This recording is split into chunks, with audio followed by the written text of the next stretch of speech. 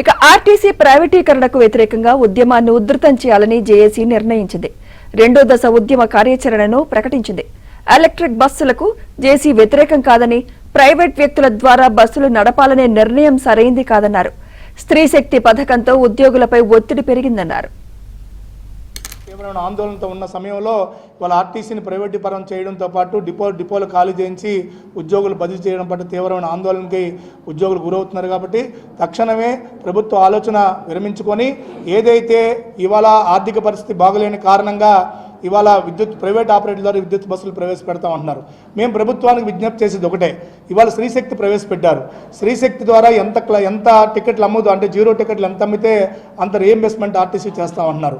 కానీ స్త్రీశక్తి ద్వారా నెలకి 270 కోట్ల రూపాయలు టికెట్లు అమ్ముతున్నాం.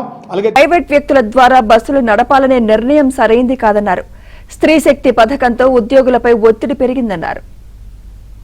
తీవ్రమైన ఆందోళనతో ఉన్న సమయంలో వాళ్ళ ఆర్టీసీని ప్రైవేటీకరణ చేయడంతో పాటు డిపోలు ఖాళీ చేయించి ఉద్యోగులు బదిలీ చేయడం పట్ల తీవ్రమైన ఆందోళనకి ఉద్యోగులు గురవుతున్నారు. కాబట్టి తక్షణమే ప్రభుత్వ ఆలోచన విరమించుకొని ఏదైతే ఇవాళ ఆర్థిక పరిస్థితి బాగలేని కారణంగా ఇవాళ ప్రైవేట్ ఆపరేటర్ ద్వారా విద్యుత్ బస్సులు ప్రవేశపెడతాం అంటున్నారు. మేము ప్రభుత్వానికి విజ్ఞప్తి చేసేది ఒకటే, ఇవాళ స్త్రీశక్తి ప్రవేశపెట్టారు. స్త్రీశక్తి ద్వారా ఎంత టికెట్లు అమ్ముదు అంటే 0 టికెట్లు ఎంత అమ్మితే అంత రీఎంబర్స్మెంట్ ఆర్టీసీ చేస్తామంటున్నారు. కానీ స్త్రీశక్తి ద్వారా నెలకి 270 కోట్ల రూపాయలు టికెట్లు అమ్ముతున్నాం. అలాగే